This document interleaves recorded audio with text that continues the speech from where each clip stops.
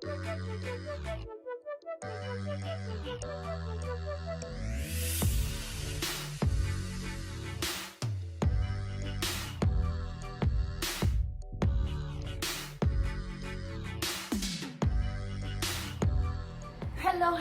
everybody, welcome back to my channel. I'm so blessed that I get to do this video. All videos are special, but this one is extra special because we're going to speak about my labor and delivery experience. Yay! I have my notes as usual in my iPad Pro, so let's just get right to it. Let me say this one thing. This labor and delivery was not like something you see in the movies where a person's water break and you just have to run and jet it to the hospital. Nope. On May 26th at 6 a.m. I'm sleeping and I started leaking something. Being that I was in my last trimester, hell, I was in my last weeks. I was 39 weeks already. We leak things, you know? So to me it was normal. I just thought that it was urine. I got out of my bed and I wiped. I actually took the tissue. Do not judge me for this. I took the tissue and I had to smell it, but it didn't smell like urine. So I was like, It wasn't yellow either. So I was like, what is this? But I was just like, okay, that's probably just some regular discharge that us pregnant people let go of. It kept happening. I had a doctor's appointment, well, with my GYN. I was like, okay, so in the appointment, I'm going to let her know what just happened. But the appointment was at 2:15, and when I got on the train at like 1:45, it happened again. And it was kind of like it wasn't a gush, it was kind of like it was leaking like a broken faucet, like that. So it was weird, but I wasn't going to go back home. But this time when it happened on the train, it happened right after my stomach tightened. So I thought that it was a Braxton Hicks, and it was an actual contraction, like a labor contraction. My tummy would tighten and I would leak, and then it would just let go and I would leak again, and then it would tighten up again and I would leak, and I'm just like, wow, what is this? So when I got to the doctor, I told her, and she looked at me and she's like, I think you just broke your water. So I told her, hey, I don't know. I don't know. It's like, okay, so you guys are not gonna go home. I'm going to send you to the hospital, because I was seeing her, I was getting checked in one of her clinics, not necessarily in the hospital where I was going to give birth in. So she said she's gonna send us to the hospital just to make sure that, well, if I broke my water or not. Fast forward, they checked me in. I was in triage, I had a nice little robe. They put the 2 ribbons, I guess you would say, on my tummy, one to measure his movement, I think, and the other to measure his heartbeat. So even there, I leaked. But there was this one time where it was an actual puddle. So I was just like, okay, yeah, this must be my water, because when you urinate, your urine kind of like causes like a little tingly sensation, like it asks your body permission to come out. This was not asking me permission to come out, it just came out. They checked to see if I broke my water, and indeed I did. My big sister was the one that was designated to stay with me in the hospital. Because of COVID, the restrictions are so crazy. You only have one person, and that one person can't be coming in and out, in and out. I'm so excited because I thought that whoever was with me couldn't go get me food, but they could. So I'm excited about that because I am starving. So 5 hours after that, after I was checked in at 9, because I got checked in like at 4. At 9 o'clock, that's when contractions started to pick up. However, there was one thing that happened that got me a little uncomfortable, just a little bit. When you go into the hospital, especially to labor or to deliver your baby. You should go inside of the hospital educated. You need to do your research. You need to know your rights. You need to know that you have a right to deny medication. You have a right to deny any injection, any vaccine. You have a right to deny. You have a right to fire the nurse and get another one. I wasn't even 6 hours in. I wasn't even 6 hours in when you guys are already offering me something to speed up my delivery. Chill out. My body knows what it's doing. I don't need to speed anything up right now. Well, at least not right now. I just came in. So they started talking to me about a pill and about, I'm like, no, I don't want a pill. I don't want that. I did have to accept a little bit of Pitocin. Well, I thought it was a little bit. Mind you, I ended up going up to level 20 in the dosage. But okay. I did have to accept Pitocin. And for those of you that don't know what Pitocin is, because at this time, my water has been broken for more than 12 hours. So that changes the whole ball game. Even though my baby did start his own labor, he has been in like broken water for quite some time. So I was like, okay, whatever. The reason why I didn't really want any medication so soon, it wasn't because I thought I was tough or I was just trying to thug it out. Trust me, during childbirth, if you don't have to thug it out, don't thug it out. No, you're not gonna get a bigger reward if you thug it out than when you don't thug it out. No.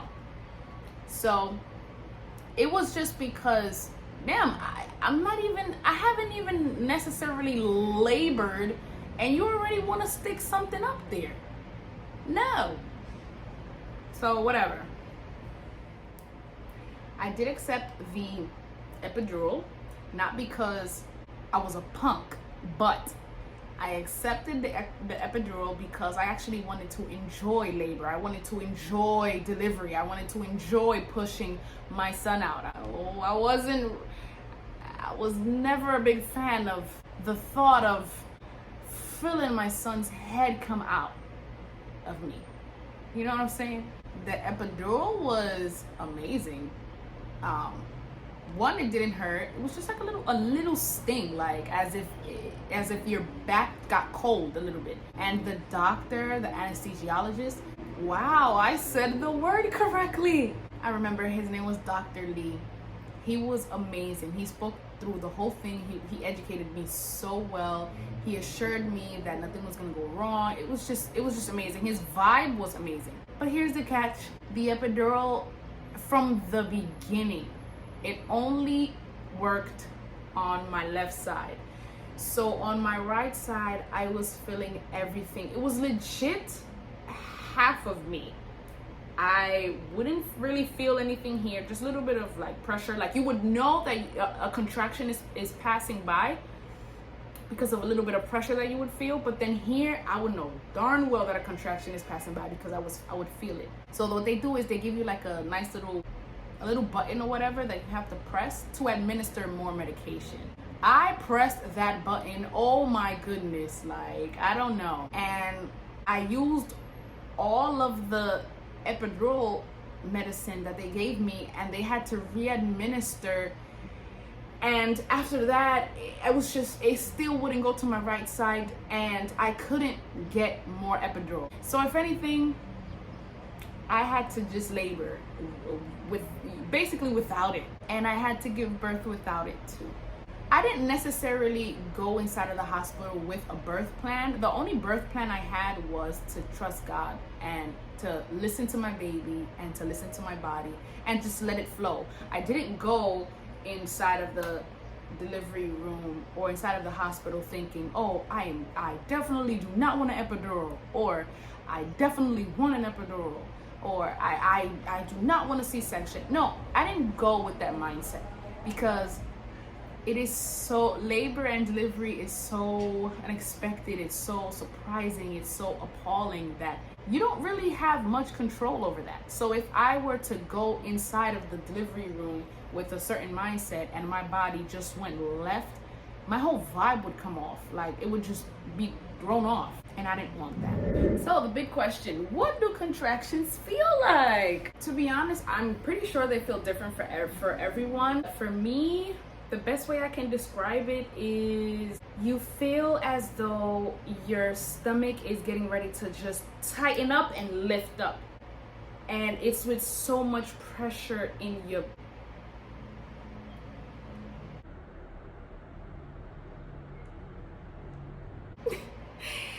you feel like your entire upper body became a ball and it's trying to come out through there.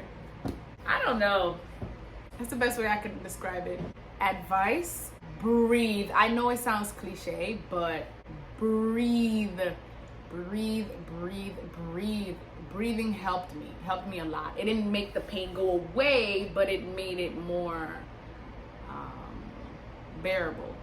Now, in total, they did probably 4 cervical checks. So that's when they stick their fingers, even though it feels like their hand, they stick their fingers up your lady part, just to see, you know, to feel around town and see how dilated you are, how open you've gotten. And I started getting just a tad bit desperate because I think like around 8 o'clock they checked me and I was 1 centimeter.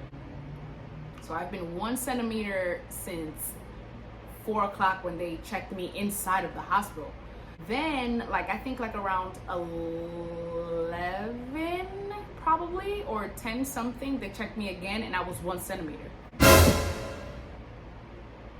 Like, oh my gosh, are we not making progress? So what are all these contractions for? The contractions, because they monitor the contractions on the screen and they look like roller. So you telling me all those contractions are not doing anything? So this Pitocin that every 30 minutes you guys are administering more and more and more and making it stronger and stronger and stronger is not doing anything? Ugh. However, I just continued to believe that every single contraction was just getting me closer to seeing my baby boy, and I was breathing and I just kept thinking, wow, I'm going to meet him, because truly guys, I was in shock that I was pregnant probably my whole pregnancy. What? Even when I was having contractions, I was like, oh my gosh, this is really happening. Like, this is the moment of my life. Like, this is literally what a lot of people go through. Like, this is, oh my God, I'm about to be somebody's mother. At around, it was like a good 4 or 5 because they didn't want to check me too much because that could cause infection. They don't want to keep jamming their fingers up there. So I think around 1 they checked me again and I was 6-7 centimeters. Oh my goodness, I saw God. And the person who checked me was actually my doctor. She finally had came in. However, she did tell me that she couldn't, if I didn't labor before 1, I think before a certain time, that she wasn't the one that was gonna assist me in labor. Oh my goodness, I was so sad at first. However, being the great OB that she is, she actually brought in one of her partners, and he was amazing, guys. Oh my goodness, he was amazing. He was so amazing that my sister said that for her next baby, she wants him to be her doctor. So guys, remember when I said that the epidural just wasn't working from the get-go, and it came to a point where it's just like I wasn't getting any epidural, so I had to labor 100% non-medicated, I guess you could say. It became so tough. So this was around 2 p.m. The pressure, guys, I have no idea how to explain it. The pressure was so crazy. It's like your insides are forcing themselves outside of you. Legit. Your insides are just all balled up and they're just making so much pressure to get out of you. And it's a pressure that comes on after every contraction, because now that contraction is mixed with pain and pressure, more pressure than anything. But it's like they're all combined and they're just there, and it's a pressure that you cannot control. So it's not like you can hold the baby in. I don't know why certain people say, no, don't push. Boy, I'm not pushing. It's like my body it's delivering, like it's doing what it's supposed to do.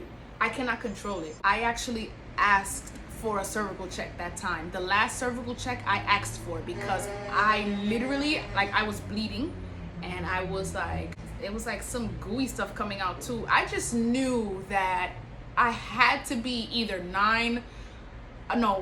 or 9 centimeters. I didn't really think that I was actually ready though, but I did know it was soon coming.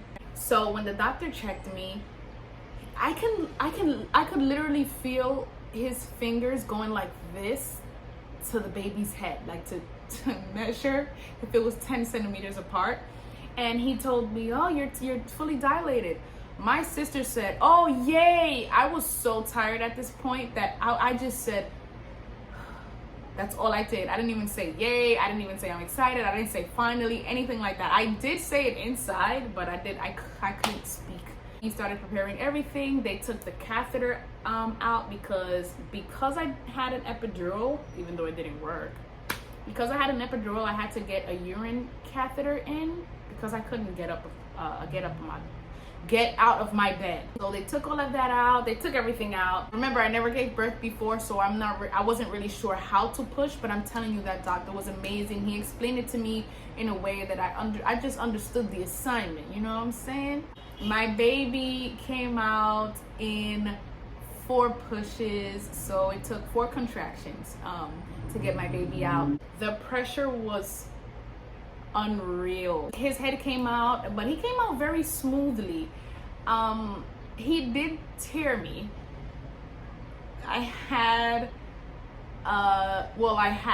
because I still haven't fully healed. I'm going to put either a picture here or right here. Yeah, I'll put it right here, where you guys can see 2nd-degree tear. Yep, that's what I had. And he had to stitch me. Now remember, excuse the noise. Okay, remember that the epidural wasn't working, so I was unmedicated or anything like that, so I had to feel that as well. His hands were amazing though. I didn't really feel it too bad. And plus, at that moment when he was stitching me, my baby was already on my chest. We were doing skin to skin, so I think that helped me also not feel it to the extent that I should have felt it.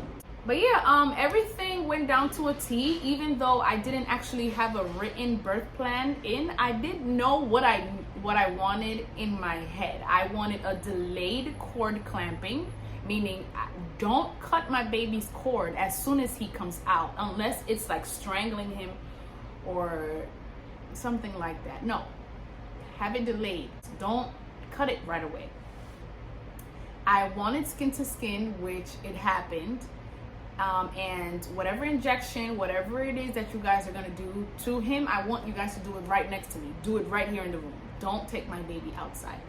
And they did that. It was so amazing. I knew I was gonna love his cry. Everything was just amazing. It was better than what I thought it was going to be. Would I have another one?